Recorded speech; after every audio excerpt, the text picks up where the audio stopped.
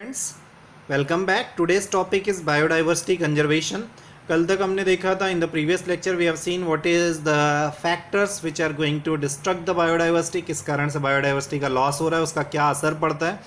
So now we are just going to understand कि how can we conserve the biodiversity. इस पूरे topic को हम दो पोर्शन में डिवाइड करेंगे। पहला why to conserve the biodiversity and second portion will be how to conserve the biodiversity. समझ में आ रहा है? हमने कल तक के लेक्चर में, in the previous lecture we have observe कि what is the meaning of biodiversity, why should we conserve the how the biodiversity is undergone in the process of extinction, ये सारी चीजें हम देख के आए हैं। now this is the time to understand how the biodiversity can be conserved। so हम आज के टॉपिक को दो पोर्शन में डिवाइड कर रहे हैं। First one why to conserve the biodiversity, second one how to conserve the biodiversity। पहला, बायोडाइवर्सिटी के कंजर्वेशन की जरूरत क्यों है या हम क्यों कंजर्व करते हैं बायोडाइवर्सिटी को, एंड सेकेंड वन हाउ, कैसे बायोडाइवर्सिटी को कंजर्व किया जा सकता है if we are thinking to conserve the biodiversity. So how can we conserve the biodiversity. तो उसके लिए सबसे पहले हम देख रहे हैं why, then will see the how. So why should we conserve the biodiversity, इसको तीन तरीके से एक्सप्लेन किया जा सकता है। Three different ways are there to explain why should we conserve the biodiversity. तीन बेसिक मोड हैं, तीन बेसिक रीजंस हैं, that is why we are conserving the biodiversity. First one is called as narrow utilitarian, second one is called as broad utilitarian, and third one is called as aesthetic values. So one by one we are just going to understand why this is so. So first reason to conserve the biodiversity is narrow utilitarian. Narrowly utilitarian मतलब संकुचित सोच के साथ में biodiversity को conserve करना। संकुचित सोच, लिमिटेड थॉट, जहां पे सिर्फ और सिर्फ अपना बेनिफिट ऑब्जर्व किया जाए और उस बेनिफिट को ध्यान में रखते हुए बायोडाइवर्सिटी का कंजर्वेशन किया जाए। Means what, conservation of biodiversity for the purpose of a particular economic importance is called as narrow utilitarian. समझ में आ रहा है? मेरे को किसी भी चीज को कंजर्व करना है तो उस समय मैं ये नहीं देखूंगा कि this factor is very much important for other thing also. I am conserving that particular type of natural product, I am conserving that particular type of अर्नेज only for the particular type of economic purpose. Are you getting my point? So conservation of biodiversity for the purpose of economic development, that is called as, or for the purpose of any specific product requirement is called as narrow utilitarian। केवल एक ही objective है, फायदा। अगर फायदे के साथ में जाएंगे और उसके साथ में बायोडाइवर्सिटी को कंजर्व करेंगे तो that is called as narrow utilitarian.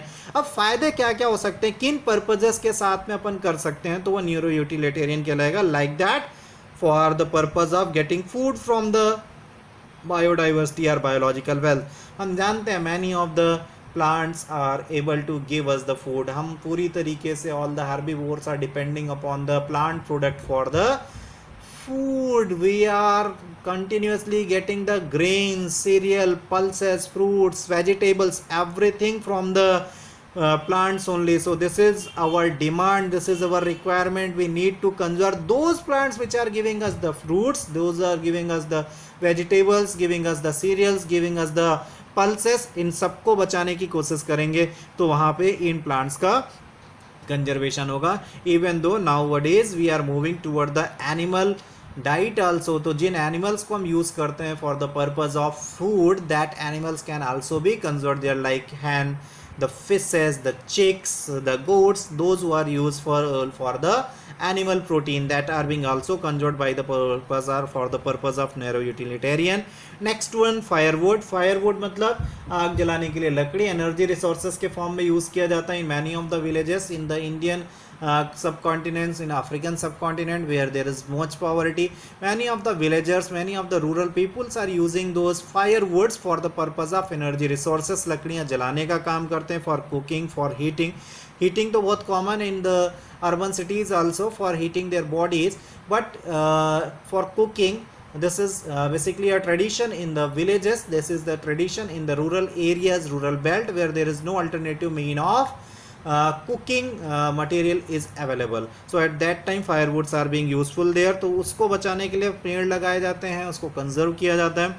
Fibres, we are completely surrounded with the fibers there in चाहे हम कपड़े पहन रहे हों, कॉयर्स के ऊपर सो रहे हों, मैट्स के ऊपर बैठे हुए हों, every time we are being surrounded with the fibers. So these fibers are being obtained either from jute, hemp, cotton, coir. So many fiber plants are there. Those fiber plants are able to provide us the fibers. Construction materials का production भी biodiversity से, biological wealth से होता है, जैसे timber means the wood for the furniture making, sports goods, musical instruments, everything can be produce. हम देखते हैं हर जगह लकड़ी का यूज़ हो रहा है, वुड का इस्तेमाल हो रहा है, तो that would is being produce from the forest. तो उस चक्कर में भी हमको बायोलॉजिकल वेल्थ का प्रोटेक्शन करना पड़ता है. इंडस्ट्रियल नीडेड में बहुत सारे प्लांट प्रोडक्ट्स का यूज़ होता है आजकल, और हम बहुत फ़ख्र के साथ कहते हैं from the natural meat from the pure natural resources से बना हुआ है, like tannin, lubricants, dyes, resin, paper, rubber etcetera. So many industrial products are there those are depending upon the natural environment, natural trees, natural plants. Many of the drugs, ये एक estimation है कि लगभग 25,000 से ज़्यादा स्पीसीज हैं plants की that are being traditionally used by the peoples for the treatment of many of the diseases. और अभी बहुत सारी एक्सप्लोर होना बाकी है. Many of the plants are remaining to be explored, और पता नहीं कितनी वेल्थ यहाँ पे छुपी हुई है. तो उस चक्कर में भी हमको मेडिसिनल प्लांट्स को प्रिजर्व करना पड़ता है. तो मेडिसिनल प्लांट्स के लिए कुछ एक एग्जाम्पल हम देखते हैं, लाइक दैट मॉर्फिन है. मॉर्फिन ड्राई लैटेक्स का पेपर, और उसका जो फ्रूट होता है, फ्रूट के कैप्सूल से निकालते हैं, उसका लैटेक्स होता है. And that is an strong analgesic, बहुत स्ट्रॉन्ग एनाल्जेसिक है. क्विनीन बार्क ऑफ सिंकोना से निकालते हैं, एंटी मलेरियल ड्रग है. टैक्सोल बार्क ऑफ फ्यूट प्लांट से निकालते हैं, that is anti cancerous drug. रिसर्पिन rauwolfia सर्पेंटाइना के प्लांट से निकाला जाता है, रूट से उसकी. And this is the use for the treatment of high BP and schizophrenia. Many more, the list is very much long, but I am not going to discuss all those materials. You can easily access it from the net or any of the resources and from any of the textbook. I am just going to discuss this one only because we need to understand कि what is the meaning of narrow utilitarian. हमको सिर्फ अपने फ़ायदे के बारे में अगर biodiversity को कंजर्व करना पड़ा, अपने इंपॉर्टेंस के लिए, अपने इकोनॉमिक बेनिफिट के लिए कंजर्व करना पड़ा, तो that is called as what, narrow utilitarian. Okay, moving on to the next one, that is broad utilitarian. Broad utilitarian में हम we are not conserving the biodiversity only for the economic importance, only for the economic products, only for the products that are of industrial use or human use. Instead of that, we are conserving the biodiversity for the broad prospective. हमको oxygen चाहिए, हमको fruits चाहिए, हमको बहुत सारी ऐसे materials हैं that are required from the nature only. For that purpose if you are just going to conserve without thinking of that these materials, these plants are being very much important for our economic values, हम उसके बिना अगर करते हैं, broad thinking लेके चलते हैं कि we are going to conserve the biodiversity for the vast uses, so that is called as the broad utilitarians. Broad utilitarians में conservation of ecosystem services, conservation of biodiversity for the ecosystem services are there. So major ecosystem services में क्या है आप जानते हैं, the plants are the good resource of the oxygen. Most of the oxygen is given by the plants only. Plants are performing the photosynthesis. By photosynthesis they are producing the oxygen also, absorbing the carbon dioxide also, and providing us the primitive source of the food item, as we are heterotrophic, depending upon the autotrophs for our food. Pollination के through many of the fruits are being produced, insects are being benefited with that one. Nectars, honey bee, everything, nectars, the honey is being produced from the pollination. Aesthetic pleasure, सुकून देने वाला एहसास. Aesthetic pleasure का मतलब सुकून देने वाला. Sometimes what happen, when we are very much afraid of, when we are very much stressed of, that time we are searching the peace of mind, and that peace of mind is always there in the shelter of the nature.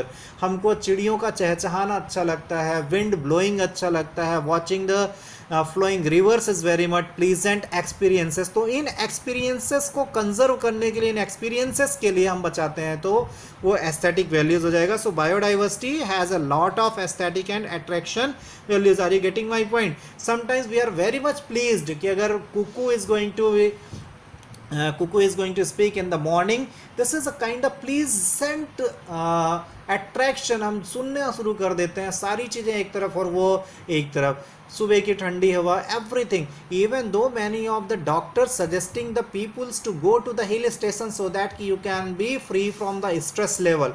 This is what we are going to conserve. That is broad utilitarian. We are not conserving them for that. Food, flood and erosion control, ये बहुत common है, बचपन से आप पढ़ते आ रहे हैं. The long plants, the tall plant, tall trees are having the tall root, the tall trees are the roots of these trees are having capacity to bind up with the soil particle, और soil particle के साथ में बंध के क्या करते हैं, वो सॉइल वाटर को, फ्लोइंग वाटर को, एयर को होल्ड अप करते हैं, सॉइल इरोजन को रोकने का काम करते हैं, वाटर रिचार्ज करते हैं, ग्राउंड वाटर लेवल को बढ़ाने का काम करते हैं. ये हैं ब्रॉड यूटिलिटेरियन. एक इंपॉर्टेंट पॉइंट है बायो प्रोस्पेक्टिंग. बायो प्रोस्पेक्टिंग का मतलब होता है exploration of molecular genetic and species level diversity for the economic importance. ये छूट गया था. स्पीसीज का मॉलिक्यूलर लेवल पे, जेनेटिक लेवल पे और स्पीसीज लेवल पे बायोडाइवर्सिटी को एक्सप्लोर करना for the purpose of economic importance, that is called as bio prospecting. Okay, moving on to the ethical values. Ethical values का मतलब होता है हमारी नैतिक जिम्मेदारी, the moral duty to conserve the plants, moral duty to conserve the animals, moral duty to conserve the flora and fauna. So moral and ethical duty for the conservation, इसमें ये सिखाया गया बचपन से हमारी कल्चर में. Like that I am discussing about the culture of India. In our culture this is being taught from the very beginning of us. हमको ये सिखाया जाता था कि nothing is useless, no tree is useless, every tree, every plant, every organism is useful anywhere. ये हो सकता है कि डायरेक्ट इन्फ्लुएंस नहीं हो आपके ऊपर, बट दैट ट्री और organism is indirectly useful for us, और उसी चक्कर में उसको कंजर्व करने की कोशिश की जाती है. And that is what the ethical issues, हमारी नैतिक जिम्मेदारी, moral values is there to conserve, moral responsibility is there to conserve the ecosystem, conserve the biodiversity there. Okay, moving on to the next.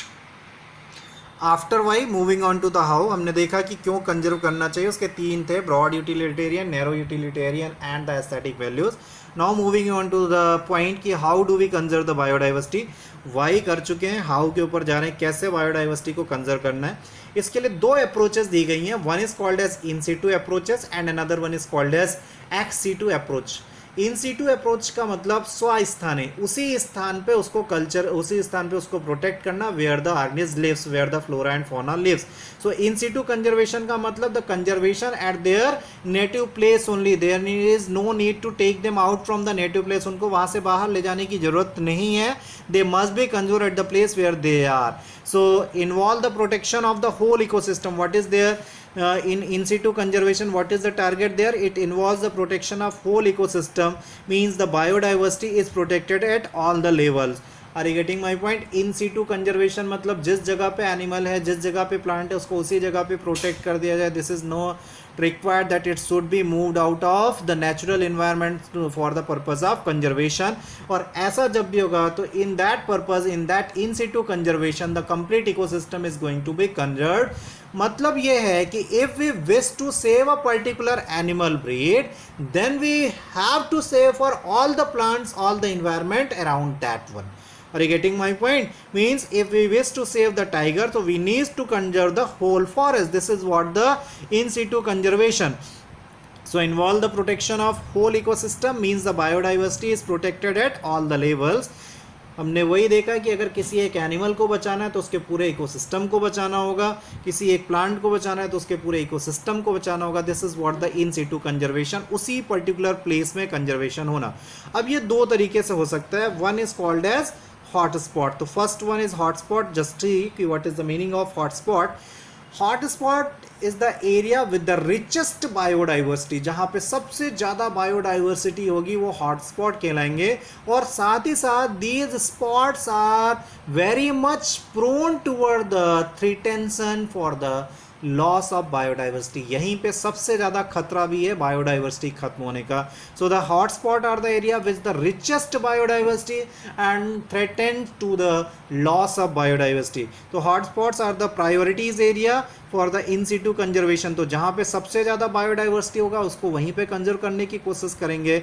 So here hotspots are the richest and most threatened reservoir of the plants animals on the earth. समझ में आ गया होगा आप लोगों को कि ये वो एरिया है जहाँ पे maximum biodiversity is available and this biodiversity is likely or prone to the disintegration. This biodiversity is prone to the extinction.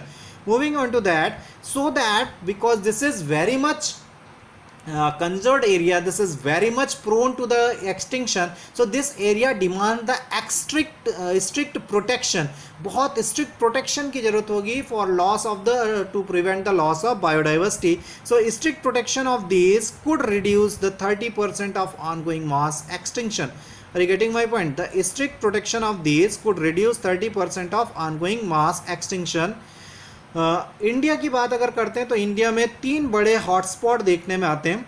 सबसे पहला हॉटस्पॉट है western Ghat. Western Ghat western coast से लेके पूरा श्रीलंका तक फैला हुआ है. This is stretch from western coast to the Sri Lanka. इसमें मलाबार हिल, साइलेंट वैली, ये सारे के सारे इंक्लूडेड हैं. एंडो बर्मा, ये नॉर्थ ईस्ट से लेके म्यांमार और भूटान तक फैला हुआ है. और Himalayan range, richest biodiversity is there. Himalayan range largest biodiversity, richest biodiversity is present here. तो यहाँ पे ये होगा. तो ये 3 मेजर हॉटस्पॉट्स हैं अपने यहाँ. तो हॉटस्पॉट का मतलब the richest area for the biodiversity and more prone for the disintegration. तो यहाँ पे स्ट्रिक्ट प्रोटेक्शन की जरूरत होती है सो दैट कि we can stop the mass extinction of the biodiversity. Moving on to the next way of the in situ conservation. In situ conservation, the next way after hotspot is the protected areas. Some of the areas are designated for the protection of particular flora and fauna. Here there is no human activity is permitted, or if the human activity is permitted, so that will be up to a limited extent. यहाँ पे बहुत ज़्यादा strict rules and regulation होते हैं और इन areas का regulation government laws के थ्रू, गवर्नमेंट एजेंसीज के थ्रू किया जाता है सो दैट कि the organisms, the flora and fauna can be well protected. Protected area मतलब well protected for by the government laws, government agencies for the conservation of the biodiversity. तो यहाँ पे 3 या 4 तरीके के इस्टेब्लिशमेंट होते हैं. The first type of establishment is called as the national parks.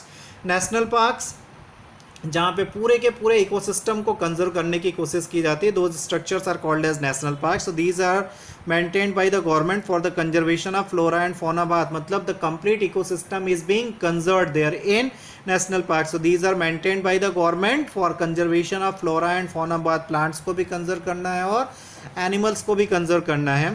And here grazing, cutting trees, tilling of the lands, habitat manipulation, human activities, wood collection, nothing is allowed. ये पूरी तरीके से restricted area होता है, पूरी तरीके से protected area होता है. किसी भी तरीके की human activities को permit नहीं किया जाता. The cattle grazing, cutting trees, habitat manipulation, cultivation, nothing is being allowed there in the national parks. The first national park of the world is established there in the USA, that is Yellowstone National Park. और India में the first national park is Jim Corbett National Park. My dear student, you can go with some more national parks there in the India that is important for you. Which one is the largest one, which one is the smallest one, which is meant for the conservation of tiger, which is meant for the conservation of the lion. ये इस तरीके से आप एक list बना सकते हैं और वो लिस्ट आप करेंगे तो उससे आपको बेहतर रिस्पॉन्स मिलेगा in your examination, in your NEET examination. So moving on to the next type of the protected area, that is sanctuaries. Sanctuaries वो स्पेशलाइज्ड एरिया होती हैं जहाँ पे केवल फौना का कंजर्वेशन किया जाता है. These areas are designated to protect the animal varieties there. So they are targeted for the animal protection.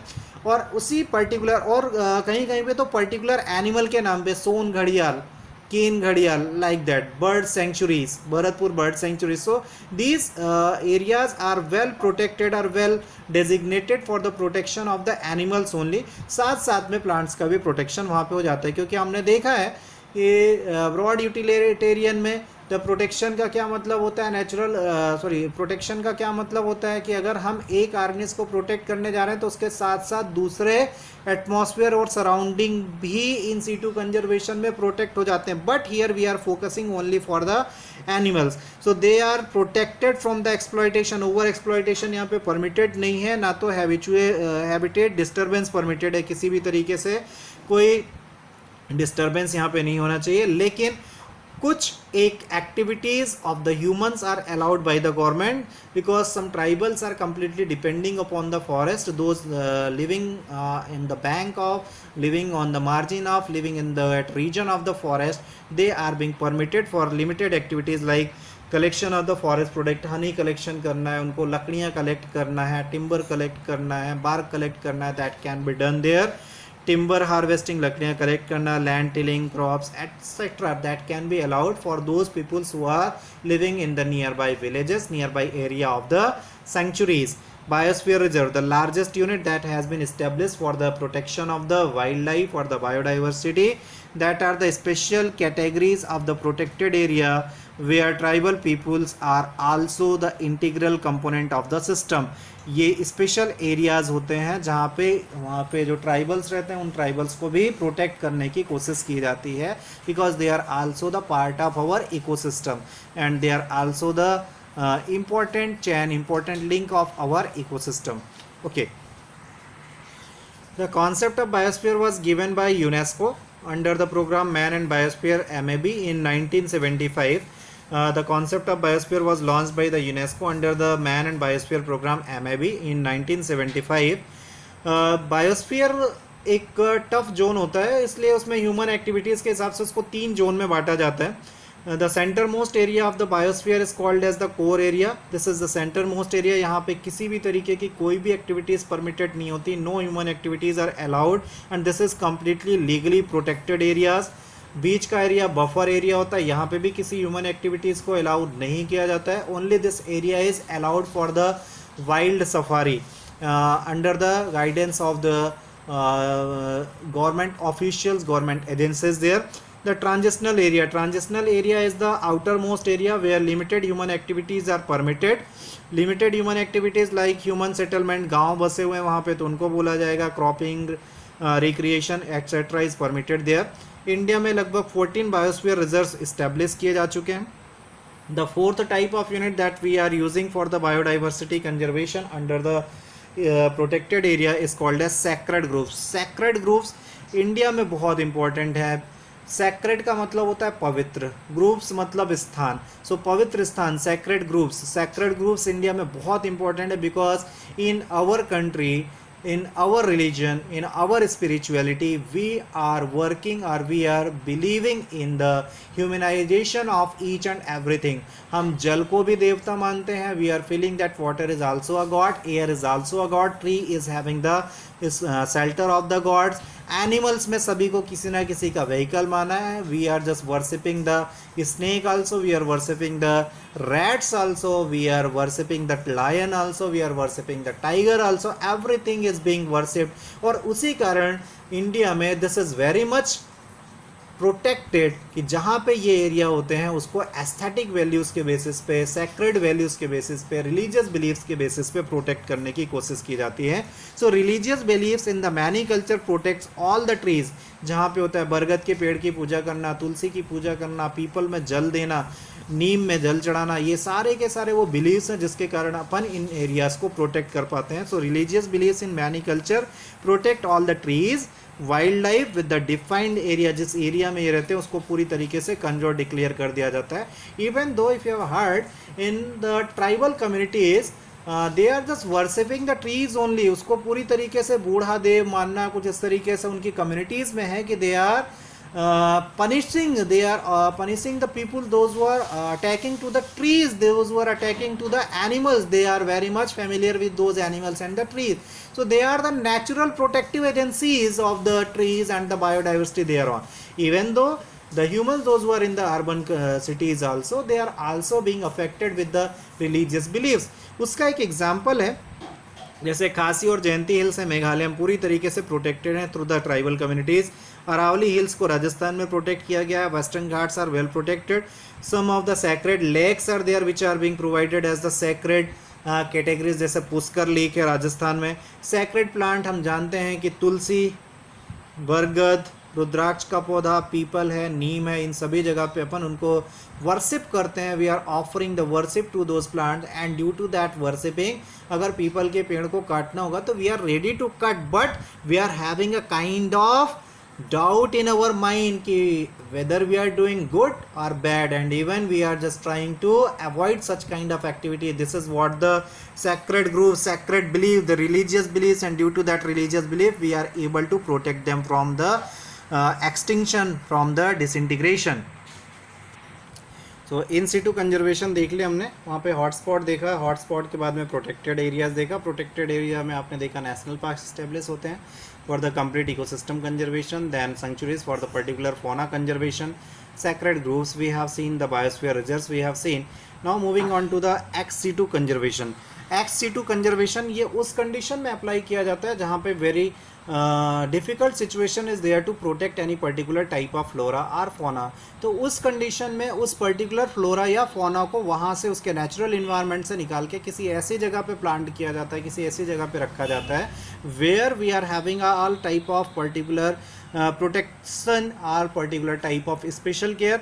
So the threatened animals and the plants are taken out from their native place, उनके home place से, उनके natural environment से निकाला जाता है and they are placed under a safe place for the special care, जिससे कि वहाँ पे उनको किसी भी तरीके की कोई प्रॉब्लम नहीं हो and they can be conserve for the longer time period. So x situ मतलब उनके घर से बाहर निकाल के कंजर्व करना, इन सिटू मतलब in their home place only, ex situ मतलब to conserve them outside of their home place or their natural place.